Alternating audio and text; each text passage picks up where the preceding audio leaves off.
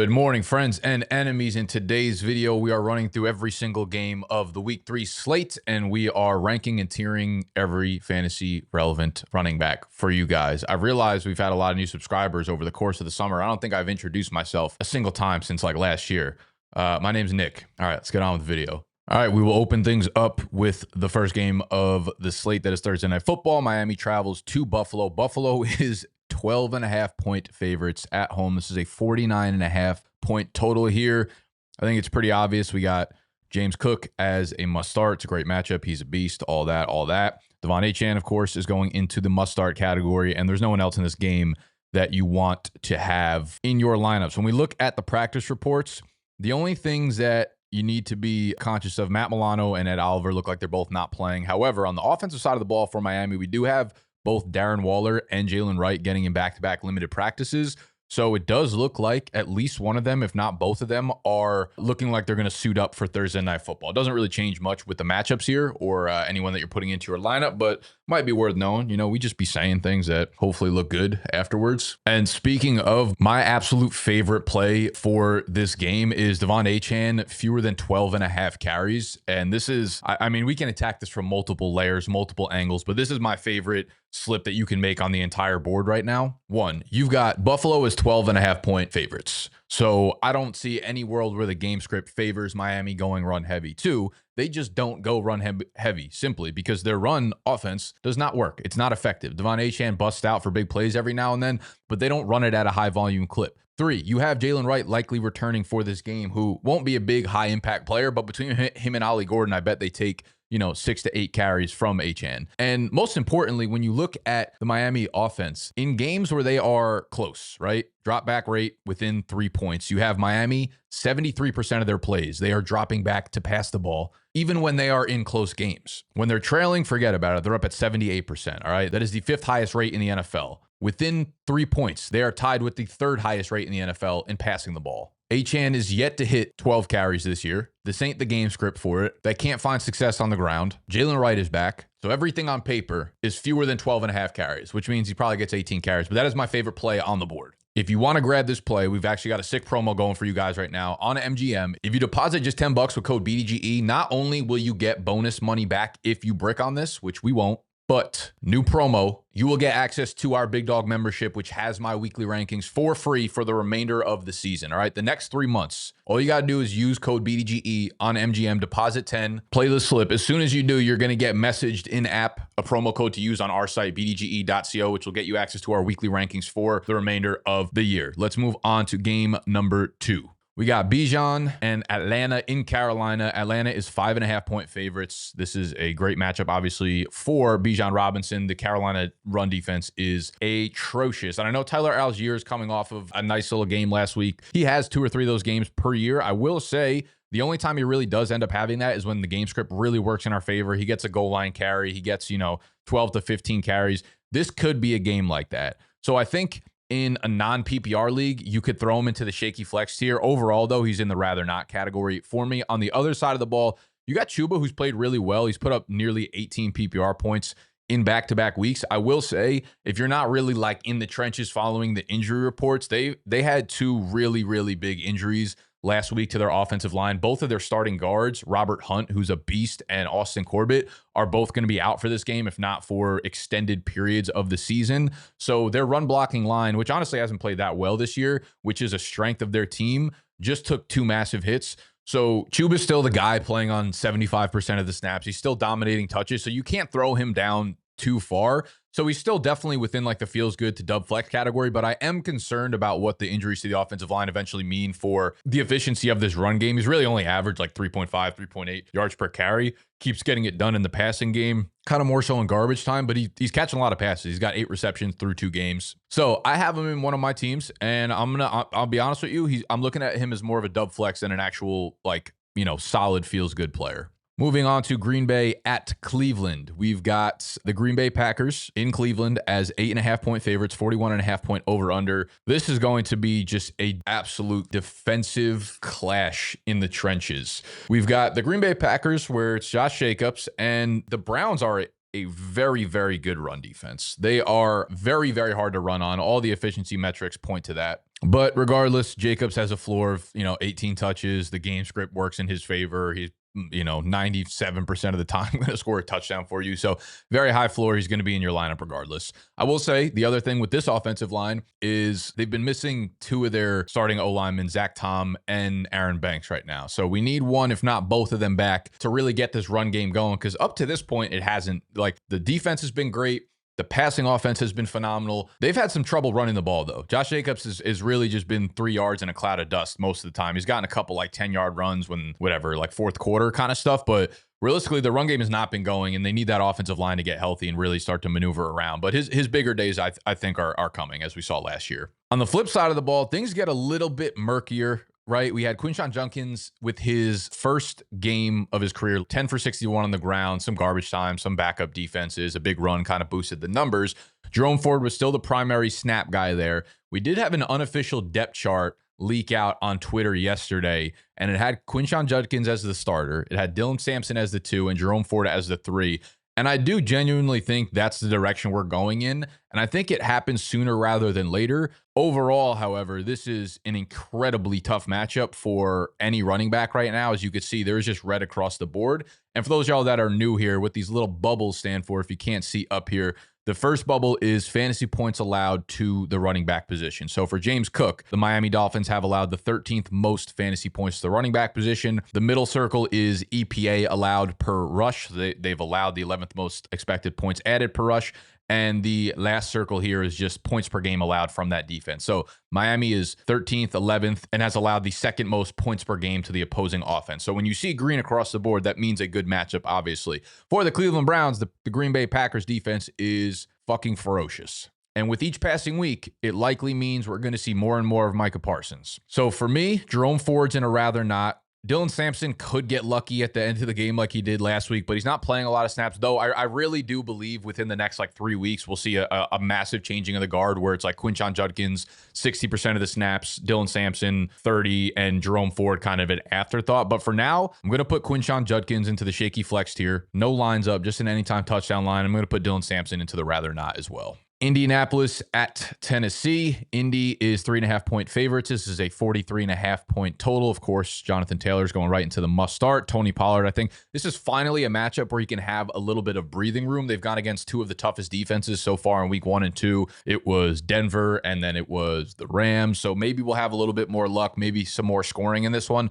I still feel good about Tony Pollard given just the amount of insane work that he has been getting on a week-to-week basis. Right now, his lines are up at 70.5, just pure rushing, and an anytime score of -130. Again, all these lines, MGM, code BDGE, when you deposit $10 will get you my personal rankings that I put out and keep updated throughout the weekend for free for the next 3 months. All right. That link will be in the description. Houston at Jacksonville. This will be Jacksonville's first test of a non-Swiss cheese defense. They are in Jacksonville, and they are 1.5-point underdogs right now. 44.5-point total here. I'm excited to see how this game plays out because Houston's offense has looked bad, but Jacksonville's pass defense is not very good either, even though they looked a lot better the second half of the game last week when they put Travis Hunter at full-time cornerback. So I wonder if they do push more into that direction. So we will start with Travis Etienne, who I'm going to throw into the feels good category. He's probably on the tier of the must start category at this point. He's getting a lot of work. I do wonder about the efficiency of this offense when they're not playing those cake matchups. But at the end of the day, he's going to get a lot of work. He's probably going to play really well. And Houston, on paper so far, they've allowed the 7th most fantasy points per game to the running back position and are bottom 6 in EPA per rush.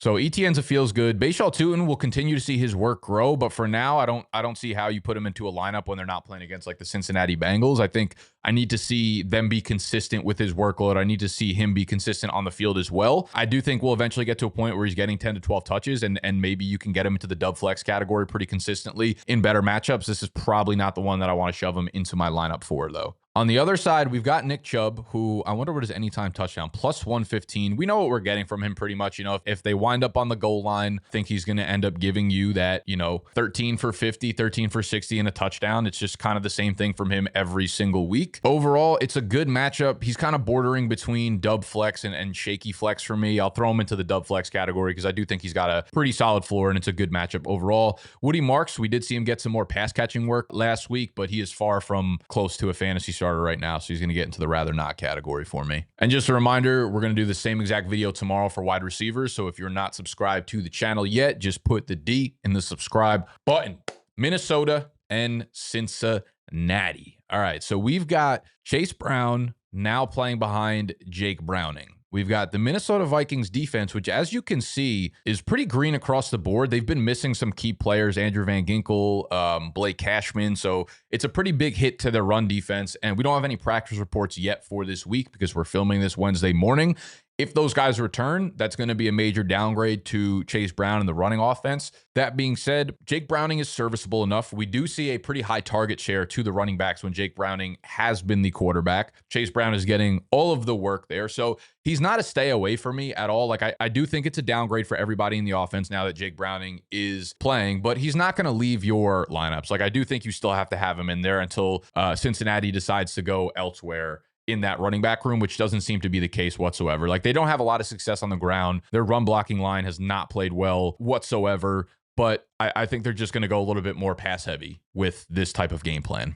On the flip side, Aaron Jones just landed himself on the IR because of a hamstring pull, which means Jordan Mason is going to be basically the bell cow in this offense. Finds himself in a similar spot that he did with the 49ers last year. They did just sign Cam Akers, who is familiar with the system and honestly will probably play a role sooner rather than later. I don't even have him in the system with the Vikings right now. That is how fresh this shit just happened. But Jordan Mason, to me, feels like a guy who's probably now going to get 20 touches off the rip, and it's against the Bengals defense. So you can ask for a better matchup for him to kind of fall into that workhorse role. You have Carson Wentz at QB, but we've also seen KOC do more with less at that position. The Bengals have allowed the second most fantasy points per game to the running back position.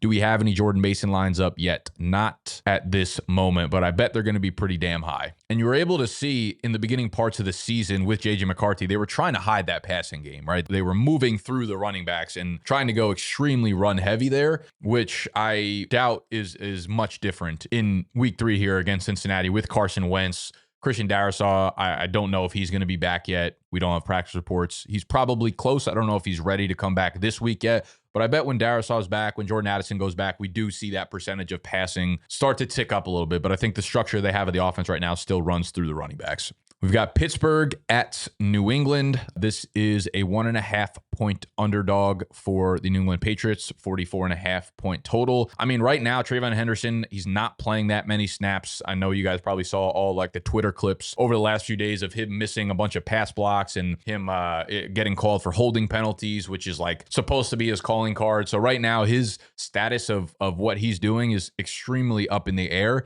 So with him, like, I'm not going to sit him for guys like Jerome Ford or Tyler Algier because he is always just one big play away, but he's an extremely shaky flex option and probably closer to the bottom of the tier. It's like someone that we just need to see get it done before we start to put him back into our fantasy lineups. And also in New England, I mean, Gibson, no. Ramondre Stevenson, I think, is a very shaky flex as well, even though he has been playing a lot of the snaps here, 65% snap guy. And the Steelers defense has just really not been good, as you could see. Bottom half of the league in fantasy points allowed, EPA per rush, and they are allowing a shit ton of points to opposing teams right now as well. So Ramondre, I would start over Trayvon Henderson for sure, and he's probably at the top of this tier. And then Jaylen Warren, coming off of one of his best games as a running back in the NFL, he is really, really benefiting from Caleb Johnson just being an absolute zero right now. So Jaylen Warren, I feel pretty damn good about getting him into my. He's operating as the goal line back. He's catching passes. He's looking elusive and strong and really, really good. So I'm looking at him similar to I'm looking at Chuba Hubbard, right? getting a lot of the work. I don't know that there's like an insane amount of upside there just because of the type of player he is. Like, I would definitely start him over Nick Chubb, but like him and Chuba Hubbard are, if you have those guys as your flex, you're feeling really fucking good. Let's move to the Rams and Philadelphia. Yeah, I mean, a lot's been made about Kyren Williams and Blake Corum's snap share from last week. Kyren Williams is still basically a coin flip to score a touchdown, which he will be forever. He's going to go into the feels good category for me. That is a really, really tough defensive line to play against in Philly, obviously. They are a ferocious run D who actually has not really lived up to the hype, though. Some of those numbers are obviously boosted by Javonte Williams' Jalen Carter-less performance in week 1 out there. But I still think Kyron's, good for 16 to 20 touches. And if they get on the goal line, he's going to get at least one opportunity there. Of course, Saquon's going to go right into the must-start tier, and we are not looking at anybody else in this game. We've got the Jets at Tampa Bay. So we'll start with Bucky. Of course, green across the board. The Jets' run defense is a fucking shiv. He's a must-start player. Went for, $130 from scrimmage on their Monday night game. Rachaad White looked really good as well. I'm hesitant to really throw him into any sort of lineup. I think you could do worse than him for sure. I'd start him again over the guys in the rather nots. The matchup's really good. They are 7-point favorites, so they're going to get the running backs involved pretty damn heavily. 44.5-point total. They are down a few offensive linemen now at this point outside of just Tristan Wirfs. They had some more guys banged up in this game, so we're going to have to keep an eye on practice reports. And, if they're down 2 to 3 starting linemen, then maybe I don't look at Rachaad White, but he's a good pass catcher. We've always known this, and it looks like now that he's getting healthier and healthier, he will have a role in this offense as we expected. It's probably capped at 25 to 30% of the snaps, but still, he's a good athlete in a team that should throw the ball a decent amount. On the flip side, the only player you could really think about trotting out there is Breece Hall for the New York Jets. Again, they are 7-point underdogs. I do expect them to have to throw the ball quite a bit. We don't know what the quarterback situation is for New York out here because,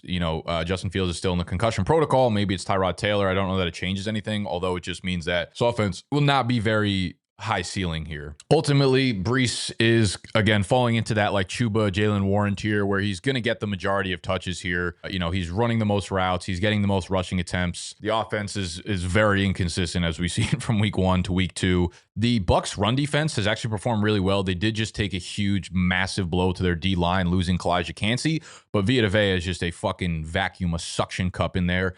In the middle of it. So tough run defense, but the Cansey injury is definitely going to hurt that defensive line as a whole. He's going to fall into this category, definitely starting him above Nick Chubb, but I do think he belongs in that Chuba, Jalen Warren tier where you feel good about them in your flex for sure, but you just really don't know what you're going to get from them on a week-to-week basis. Las Vegas at Washington. We've got Washington as 3.5-point favorites, 44.5-point total. And as you're seeing a lot of red across the board here, apparently some good run defenses. I don't know how much I actually buy that after a 2-game sample size. But there is a decent amount to talk about in this game. And realistically, the only player to talk about for the Raiders is Ashton Denty. But we did just see him lose work to Zamir White. We did just see him lose work is the overall point, where he went from the bell cow in week 1 down to a guy splitting snaps in week 2. Maybe it was game script. It does look like the speed of the NFL is catching up to Ashton Denty. And I think he actually said that after the game. He was like, I'm still kind of catching up to the speed of the NFL, which makes sense after you're playing at Boise State for a long time. I'm not worried about Denty long-term whatsoever.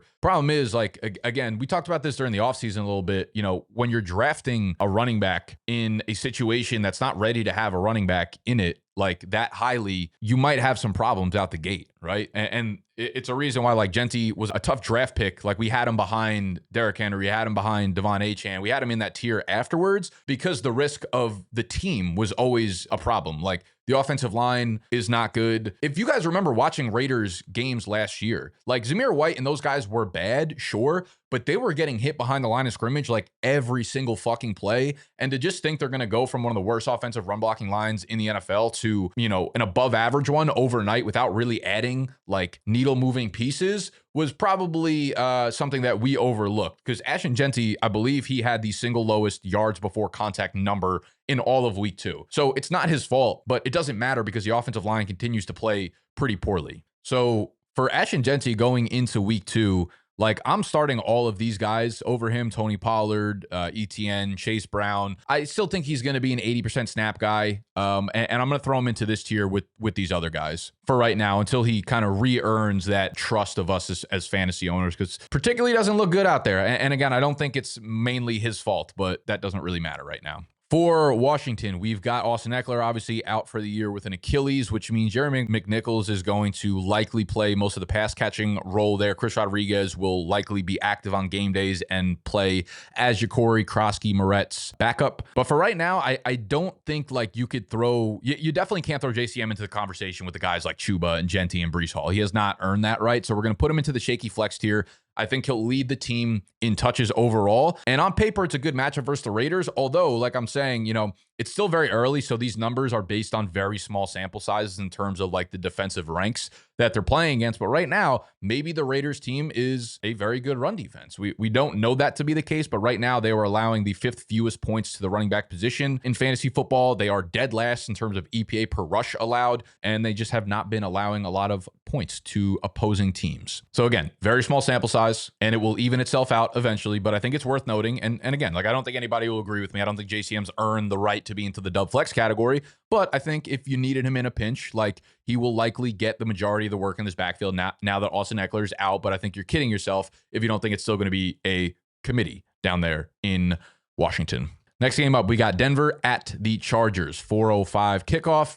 The Chargers are 2.5-point favorites over Denver. For right now, J.K. Dobbins seems to be the guy there in Denver, and he is a dub flex for me. RJ Harvey falls into that Travion Henderson tier where like he's definitely a shaky flex. I do expect him to get between 5 and 10 touches, but he needs to really prove it before he can be thrown back into my lineup. And want to talk about some risky running back situations here. Omarion Hampton Monday night didn't look great and then fumbled away the ball at the end of the game when they were trying to ice the game, which led to Najee Harris coming in and taking some real work. I don't want to like overemphasize that, but again, Hampton, it looks a little bit like the NFL speed is a little bit fast for him at the moment. And I've kind of said this all summer. Like I felt like the plan was always that Najee Harris was supposed to be a part of the plan. Like I think if Najee Harris did not miss all of July and August, we probably would have went into the year with a 55-45 or 60-40 split. And then you're looking at Omarion Hampton the way that we're probably looking at Omarion Hampton right now. So if I am looking at these two players, like there's no way I'm not starting Najee Harris. He's not going into my lineup, but Omarion Hampton is really bordering between the dub flex and shaky flex category. And as crazy as it is, I think I'm going to throw him into the shaky flex category, probably at the top of it. I still think he probably gets the majority of touches, but you know, he's having trouble on the ground, and they're playing Denver, which is a very, very good defense, obviously. So New Orleans and Seattle, of course, Kamara is always going to just go into the must-start tier until he completely just falls off the face of the earth. On the other side of the ball, we do have an interesting little dichotomy between Walker and Zach Charbonnet, where Charbonnet was kind of the guy in week 1. And then Walker came out and produced like he was the guy in week 2, though the snaps are still very split. It's still very much 50-50. Zach Charbonnet is still leading him in snaps. Kenneth Walker obviously brings a dynamic piece to this game that Zach Charbonnet does not, but I do not think they're going away from Zach Charbonnet anytime soon. So they play the Saints. They are 7.5-point favorites. They are in Seattle, 41.5-point total here.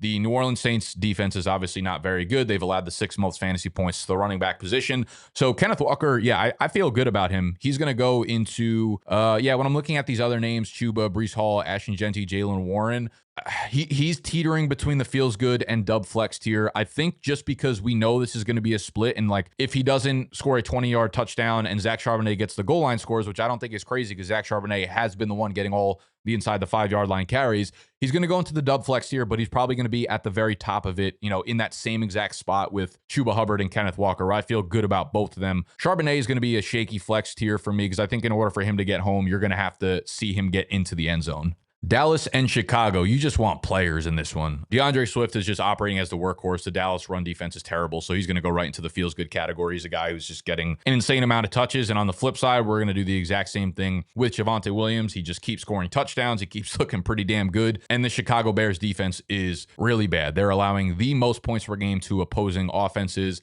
They've allowed the 4th most points per game to fantasy running backs. For Chicago, Dallas is top 12 in that, bottom 12 in EPA per rush allowed. Like, it's just the over-under in that game is 49.5 points. Crazy. So a lot of points expected to be scored in that one. Arizona and San Francisco, of course, C-Max going right into the must-start tier. James Conner. This, you know, the San Francisco 49ers defense, we need to be put on alert. Robert Saleh has turned that shit around. They are really good. They've been operating at a very high level against both the pass and the run. So I think it's just going to be a very difficult matchup for James Conner and just the offense overall for the Arizona Cardinals. The Cardinals are 1.5-point underdogs. They're in San Francisco, 44.5-point total. That is one of my other favorite plays on the board. I'm just taking San Francisco straight up in this one. So if you want to parlay Achane, fewer than 12.5 rushes, the Niners to win this game outright, I think you got yourself a little gold right there. But their defense has been great. I know Mac Jones is Mac Jones, but I don't think the Cardinals are necessarily like a stay away defense at this point. I think they're good. I think they're a little underrated, but I'm gonna put James Conner into the feels good tier. Like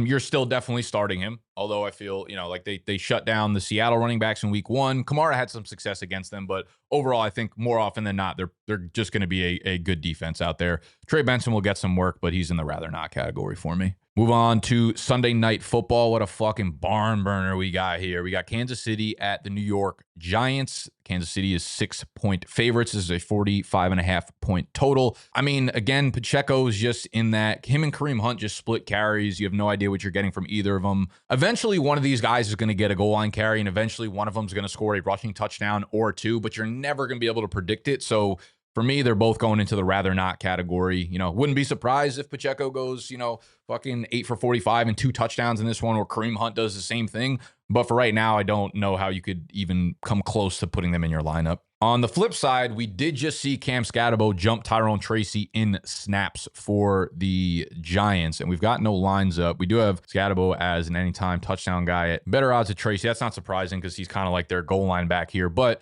to say that he's a dub flex would be lying for sure, and I think he's a good pass catcher, but I'm skeptical to see what the Giants can do again on offense when they're not playing the Dallas Cowboys. So both of them are going to go into the shaky flex category for me. I'm actually probably going to throw Tracy into the rather not category and Cam Scatterbo into the shaky flex category, but I'd probably rather start almost all of these guys over a Cam Scatterbo at this point until we see a more well-rounded workload and really identify what this New York Giants offense is. Detroit at Baltimore, Monday night. This should be a really fucking fun game. We got a 51.5-point total in this one. Detroit is 4.5 points underdogs because they are, of course, in Baltimore. Derrick Henry, despite the bad game last week. And this is a very tough matchup against a good Detroit run defense. We're not going to waste our time talking about Derrick Henry. He's going into the must start. Jahmyr Gibbs going into the must start as well. David Montgomery's a tough one. I still think he's just the guy that you need to score a touchdown for you in order for him to return the value, which, again, it's the Lions, so it's not a bad bet to make. He kind of came through last week with the touchdown score, but they were beating the shit out of Chicago. They wanted to run up the score against Ben Johnson. David Montgomery against Chicago, it's his former team. They wanted to get him into the end zone as well. So I do think it's fair. The fact that I put Nick Chubb into the dub flex tier, David Montgomery feels a little bit like Nick Chubb. So they're both dub flexes for me, but they're at the end of the tier, because when I compare him to guys like Jalen Warren, Kenneth Walker, Chuba Hubbard, it's almost like this tier could be split into two, where like those guys have upside based on who they are as players, whereas these guys, we kind of know what they're getting. They feel like high floor guys that will get you, 14 or 15 if they end up getting into the end zone. This should be a high scoring game, 51.5 points, but this does probably lean towards a Gibbs game more than a Montgomery game. Although the Ravens run defense clearly not looking ferocious right now. Bottom 5 in fantasy points allowed to running backs, number 8 in EPA per rush allowed, 7th overall in points per game allowed. So yeah, I think DeMont deserves to go in the dub flex because, you look at these guys, Zach Charbonnet, Quinshon Judkins. I think you can make the case that Ramondre should maybe be in the end of the dub flex category as well. So when I'm comparing him to like RJ Harvey, he doesn't belong there. So you know what? We're going to show a little bit of respect to thick old Mondre, to modern day Eddie Lacy, and throw him into the dub flex category at the end here. But re-looking at everything, let's go into poster mode for you little hoes. And here we have it. We got must start, feels good, dub flex, shaky flex, rather not. My personal rankings, as I've already said 17 times, will go up on BDGE.co for Big Dog members within a few hours of you guys watching this video, probably around 2 or 3 p.m. Eastern time on Wednesday. Every single Wednesday, I use my grubby little fingers to make the rankings for you guys. Only Big Dog members get access to that. And again, the easiest, the cheapest way to get that is to hit MGM, our partner, use code BDGE or Big Dog, actually, it doesn't matter, BIGDOG, all capital, on there while depositing $10. Play any slip. You already got my favorite plays for this one. And once you do that, they're going to message you in-app with a promo code to use on BDGE.co, free for 3 months. All right. I love y'all. I hope this was helpful. If it was, let me know. Hit the button that looks like this down below. I look at those thumbs up. It lets me know which videos you guys like the most. So I will keep churning these out. If you want something different, also let me know. I don't know. I'm out of here. I love y'all. Smoochies.